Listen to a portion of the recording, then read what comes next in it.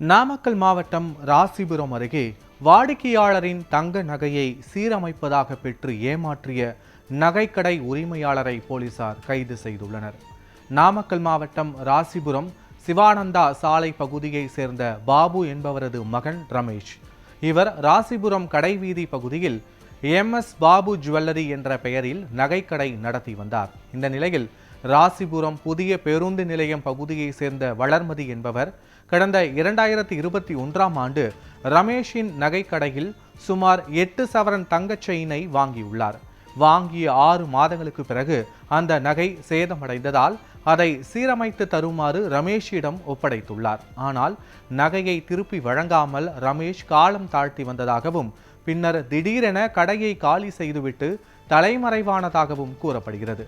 இதனால் அதிர்ச்சியடைந்த வளர்மதி தான் ஒப்படைத்த தங்க நகை திருப்பி வழங்கப்படாததால் நாமக்கல் மாவட்ட காவல் கண்காணிப்பாளர் அலுவலகத்தில் புகார் அளித்துள்ளார். இந்த புகாரின் அடிப்படையில் நடவடிக்கை எடுக்க SP உத்தரவிட்டதை அடுத்து ராசிபுரம் காவல்துறையினர் வழக்கு பதிவு செய்து விசாரணை மேற்கொண்டனர். ரமேஷின் செல்போன் அழைப்புகள் மற்றும் தொழில்நுட்ப ஆதாரங்களை வைத்து அவர் இருப்பிடத்தை கண்டறிந்த போலீசார் அவர் திருப்பூர் பகுதியில் உள்ள ஒரு மெடிக்கல் கடையில் வேலை செய்து வருவதை கண்டுபிடித்தனர். அங்கு சென்ற போலீசார் ரமேஷை கைது செய்து ராசிபுரம் காவல் நிலையத்திற்கு அழைத்து வந்து விசாரணை மேற்கொண்டனர். விசாரணையில் வளர்மதிக்கு வழங்க வேண்டிய 8 சவரன் தங்க நகையை மோசடி செய்தது உறுதி செய்யப்பட்டதை தொடர்ந்து அவர் மீது வழக்கு பதிவு செய்யப்பட்டது. இதையடுத்து ரமேஷை ராசிபுரம் குற்றவியல் நீதிமன்ற நடுவர் முன்பு ஆஜர்படுத்திய போலீசார் நீதிமன்ற உத்தரவின் பேரில் அவரை சிறையில் அடைத்தனர்.